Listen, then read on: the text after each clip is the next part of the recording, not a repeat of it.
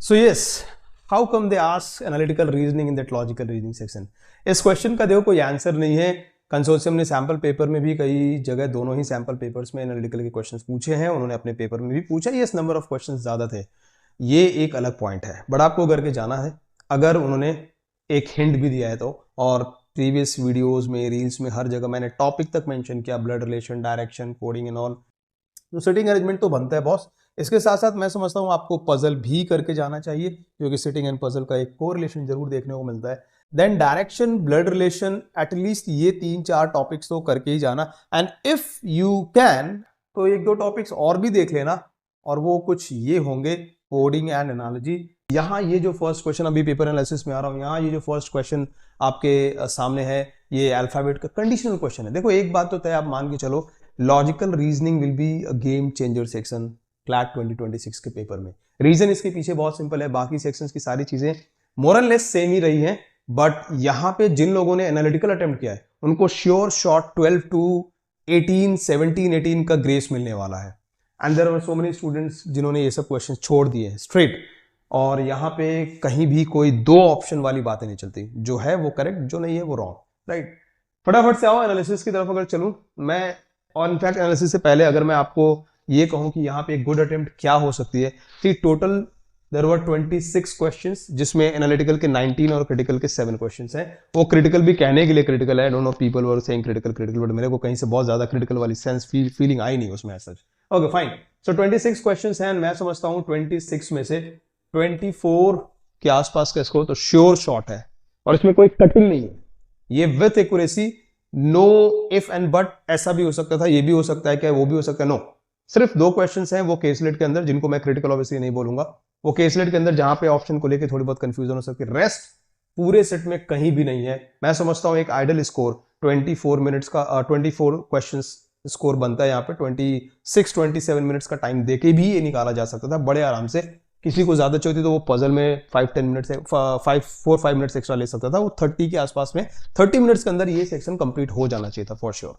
Okay, question पे आऊं अगर मैं, ये फर्स्ट क्वेश्चन है अल्फाबेट का, वो जो कंडीशनल क्वेश्चन कहते हैं जिसको, वो वाली है, जिसमें इन्होंने ये कहा है कि इस वर्ड जो कि इलेक्ट्रोकार्डियोग्राफ वर्ड जो है, इसमें फर्स्ट हाफ को आपको रिवर्स करना है, second half as it is. Then उसके बाद कहते हैं, अच्छा ये चीज देखना, मैंने कई जगह कईयों को ये सुना बोलते हुए, ये चीज समझ नहीं पा रहे हैं, शायद कल भी कुछ एनालिसिस में भी देख लेता हूँ इधर उधर, तो लास्ट बट वन लेटर का मतलब होता है सेकंड लास्ट, ना कि लास्ट वाला। उसकी वजह से आपका इसका 6 क्वेश्चन इसका आप रॉन्ग कर दोगे, अगर जिसने भी वो लास्ट लेटर को प्रीफिक्स बनाया है, ठीक है।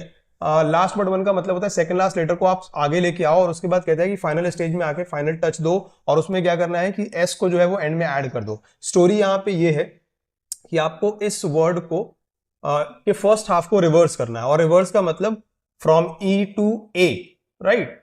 सो ACORTCELE,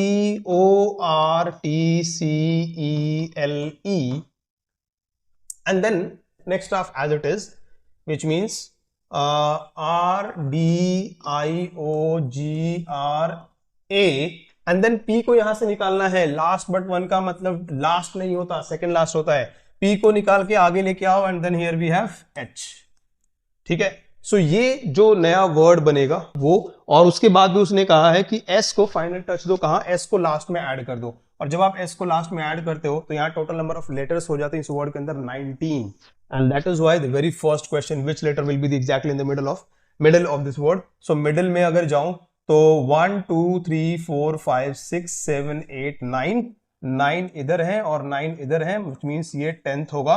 So E will be the correct answer, option number D for first correct answer is D. Second की बात करूँ, how many vowels will be to the left of the middle letter? Middle letter कौन सा है? E, और इसके left में आपके पास vowel कितने हैं वो फाइंड करना है। So 1, 2 and 3. So once again D is the right answer. Which of two vowels will be adjoining each other? दो वॉवेल जो एक साथ हैं, पास में हैं, I and O will be the correct answer. I and O यानी option number B इसमें correct answer है। बहुत बेसिक क्वेश्चन था ये, 6 out of 6 वाला बेसिकली।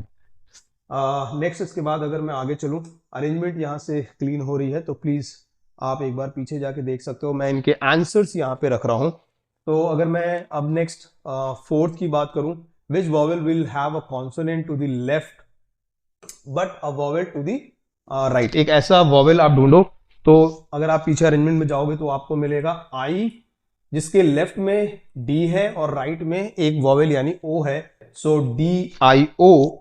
इसमें करेक्ट आंसर होगा क्या, तो वो वॉवेल कौन सा है? Right answer is A, that is I. Name the letter sandwich between two vowel, दो वॉवेल के बीच में जो सैंडविच बनने वाली कंडीशन है वो है I guess D and R की। यस, फिफ्थ इसमें करेक्ट आंसर है। और वो जो पॉइंट है जहां से ये सैंडविच बन रही है उसको अगर फाइंड करने जाओगे तो वो पॉइंट आपको मिलता है ई आर डी आई। पीछे जो अरेंजमेंट मैंने लिया था वहां जाके एक बार चेक कर लेना, यही वाली अरेंजमेंट से मिलता है। ये दो वॉवेल हैं, इनके बीच ये दो लेटर्स की सैंडविच बन रही है, so R and D will be the correct answer. Prefix, इसी के बारे में मैं कह रहा था। प्रीफिक्स लास्ट बट वन यानी सेकंड लास्ट को आगे लेके आना है। अगर आप लास्ट वाले को आगे लेके आओगे तो एच आंसर आप मार्क करोगे, विच इज नॉट राइट। यहाँ करेक्ट आंसर होगा P, B will be the correct answer for this. Yes, ठीक है। नाउ नेक्स्ट, इसके बाद ये जो क्वेश्चन है जिसको सब क्रिटिकल रीजनिंग कल से बोल रहे हैं, मुझे तो खैर बहुत ज्यादा क्रिटिकल वाली फीलिंग सीरियसली नहीं आई। हाँ, डिटेक्टिव ब्योमकेश वाली फीलिंग थोड़ी बहुत जरूर आई थी, कि कुछ इसमें एक ऐसी कंडीशन है। बेसिकली स्टोरी ये है कि एक थेफ्ट है, कि केस सामने आई है, एक आर्टिकल जो है वो चोरी हुआ है 12 तारीख को, सनबर्स्ट मेडालियन है ना।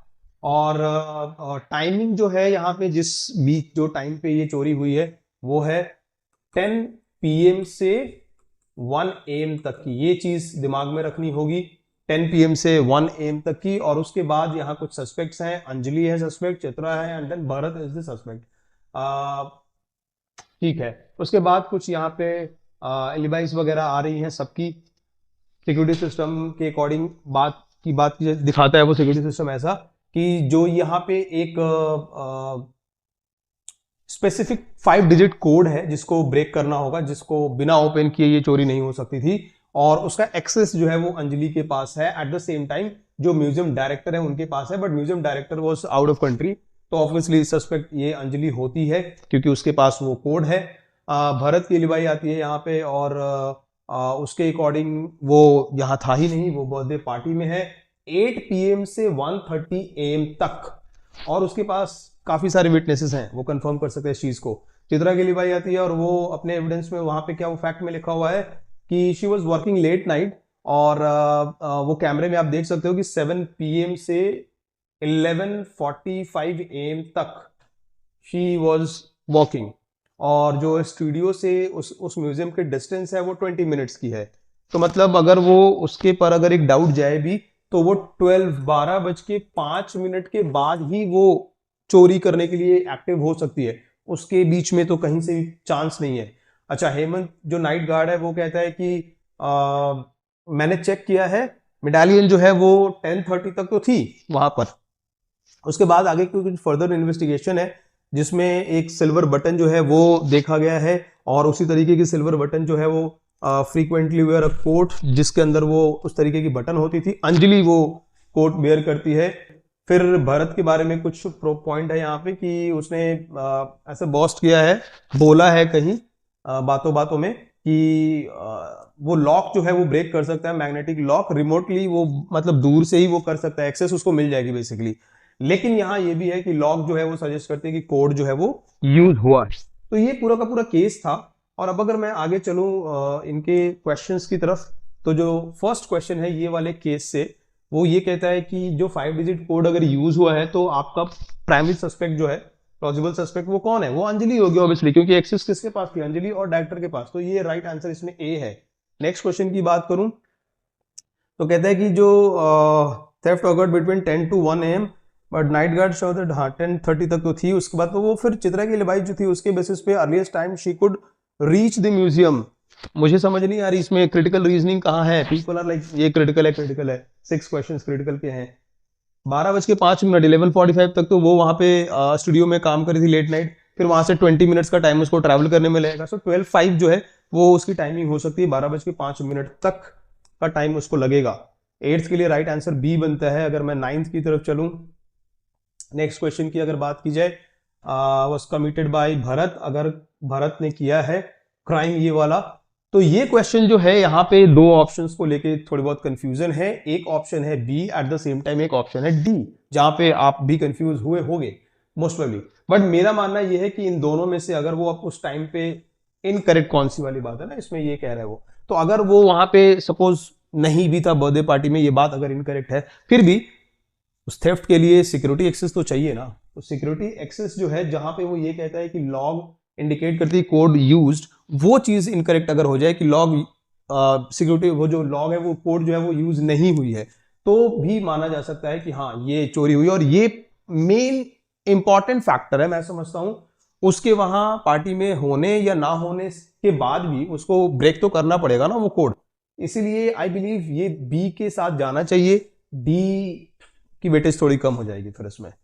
सो आई गो विद बी इस क्वेश्चन की अगर मैं बात करूं तो। नेक्स्ट क्वेश्चन की बात की जाए, वही सिल्वर बटन जो है वो डिस्प्ले केस में मिला था, तो एविडेंस किसके अगेंस्ट मिलता है, तो वो अंजलि ही थी, क्योंकि उसी तरीके का कोट वो वेयर करती थी। Where is the critical reasoning, I don't know. खैर नेक्स्ट इसके बाद लॉजिकल फ्लॉ यहाँ पे पूछा है उन्होंने, अपने सैंपल पेपर में कई जगह दिखाया था लॉजिकल फ्लॉ की चीजें। बट इस क्वेश्चन की अगर मैं बात करूं, सी लास्ट में क्या कहता है, what principle of logic support the detectives conclusion. जो उसके जो डिटेक्टिव है उनकी कुछ आर्ग्यूमेंट आई है वहां पे भरत के बारे में, जो कंफर्म कर रहा है कि उसने चोरी नहीं की, क्योंकि वो वहां पे था बर्थडे पार्टी में 10:30 से 1 AM तक। तो अब इस पॉइंट ऑफ व्यू से आपको ये बताना है कि कौन सी वाली बात उसको मतलब गिल्टी प्रूफ नहीं करती या उसने चोरी नहीं की है। तो वो वही चीज बताएगी कि भाई वहां वो प्रेजेंट नहीं था, इसी से आप उसको स्ट्रांग बना पाओगे। और वो चीज यहां ऑप्शन नंबर बी में लिखी गई है कि भाई अगर प्रेजेंस रिक्वायर्ड थी, कंफर्म उसका जो एब्सेंस है वो कंफर्म करता है कि वो इनोसेंस है। Right answer option number B 11th के लिए। नेक्स्ट आफ्टर दिस अगर मैं 12 की बात करूं यहां पे, okay so considering the fact कि कोड यूज हुआ है, सिल्वर बटन भी वहां पे देखा गया था, कंफर्म करता है। क्या इन्फ्रेंस यहाँ से आप क्या फाइंडिंग लेके आओगे, आपको दिख रहा है कि भाई कोड भी यूज हुआ, एक बटन मिला था सिल्वर, तो ऑब्वियसली इससे पता ही चलता है कि अंजलि जो है वो उसके ऊपर डाउट ज्यादा है, क्योंकि उसके पास कोड का एक्सेस भी है एंड जो वो कोड में जो यूज करती थी वो बटन वहां पे एविडेंस में मिला भी था। नेक्स्ट इसके बाद क्या कंडीशन हो सकती है, चित्रा ने अगर चोरी की है मेडालियन की तो उसकी क्या कंडीशन हो सकती है। देखो इस क्वेश्चन में भी दो जगह दो ऑप्शंस में शायद आप जाके कंफ्यूज हो सकते हो। एक है option number C, the theft must have occurred after she left the studio and before 1 AM, क्योंकि उसी बीच में चोरी हुई थी और वो स्टूडियो से निकलती है 11:45 से 12:05 तक वो पहुंचती है, 1 बजे तक चोरी हुई है। तो एक तो ये सिनारियो हो सकती है, और दूसरा जो अकॉर्डिंग टू मी लगता है, मुझे लगता है कि वो ज्यादा रीजनेबल है, वो ये अगेन ऑप्शन नंबर डी, क्योंकि कोड का एक्सेस चाहिए, वो वहां पहुंच के भी कोड का एक्सेस तो चाहिए, और एक्सेस किसके पास था, अंजलि के पास। तो ऑफ कोर्स मैं समझता हूं डी के साथ जाना चाहिए इस क्वेश्चन के अंदर। 2C यहाँ पे एक आंसर, एक ऑप्शन बन सकता है जहां पे कंफ्यूजन हुई होगी, सी के साथ कुछ लोग गए होंगे, but D will be the correct answer. Anjali के साथ मिलकर काम करेगी और उसके बाद चूंकि उसके पास एक्सेस है तो वो चोरी कर सकती है इसलिए। यस नेक्स्ट अगर मैं चलूं तो next question blood relation, 6 questions were there, 6 out of 6 आप यहाँ पे लेके आ सकते थे। अगर मैं फर्स्ट क्वेश्चन की यहाँ बात करूँ, इसमें मेनली जो कंडीशंस होते हैं ना इनको दिमाग में रखना होता है। तो जैसे इधर लिखा हुआ है A into B means A is father of B, फिर A division B means mother, and then daughter, plus का मतलब है, माइनस का मतलब है ब्रदर। और ये वाले टाइप के अंदर ना बहुत वो जो शॉर्टकट्स होती हैं वो बहुत यूजफुल होती हैं seriously.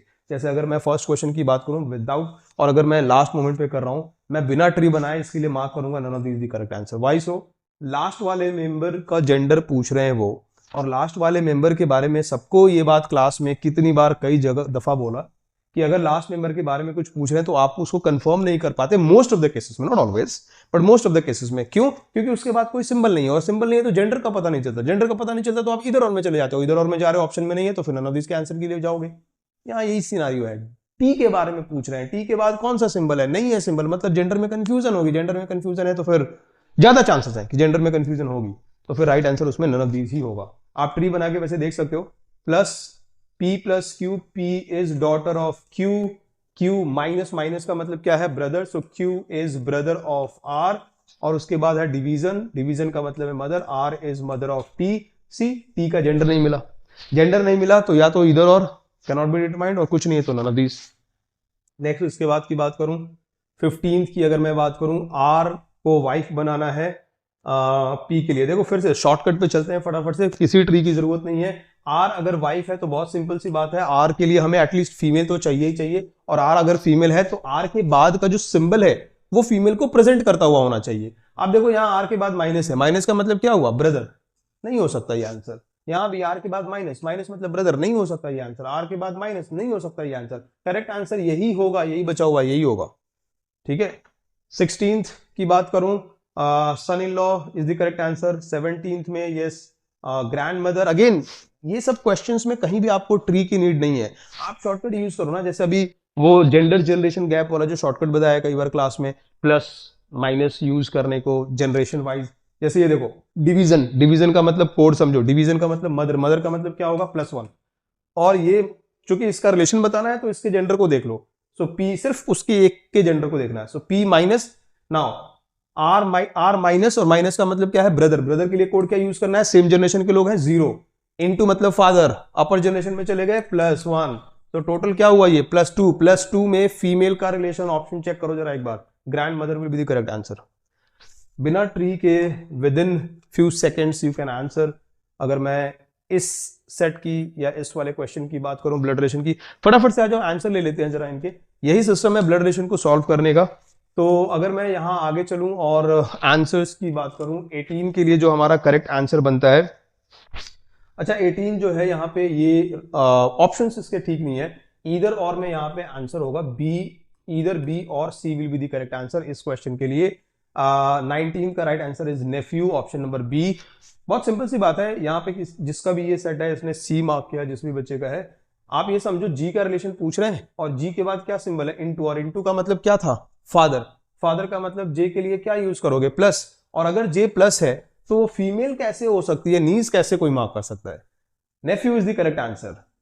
Now the last question, अगर मैं इस सेट की बात करूं, यहाँ पे एक लास्ट क्वेश्चन है, और लास्ट क्वेश्चन पजल का था, जिसमें कई सारे स्टूडेंट्स कह रहे हैं कि सर बहुत टाइम कंज्यूम हो गया मेरा, बना नहीं बना, वो तो खैर बात की बात है। देखो अभी ये क्वेश्चन में ना, चूंकि 3 क्वेश्चन जो पीछे के हैं उनको आपको सॉल्व करने में मुश्किल से 15-17 मिनट्स लगना है।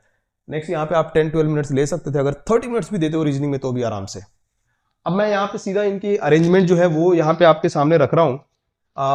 डिफरेंट डिफरेंट राउंड्स के अंदर जो टीम यहाँ पे कॉम्बिनेशन बन रही थी as per condition, as per question.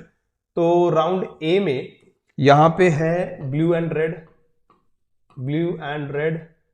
Round B में जो है ये है येलो एंड ग्रीन।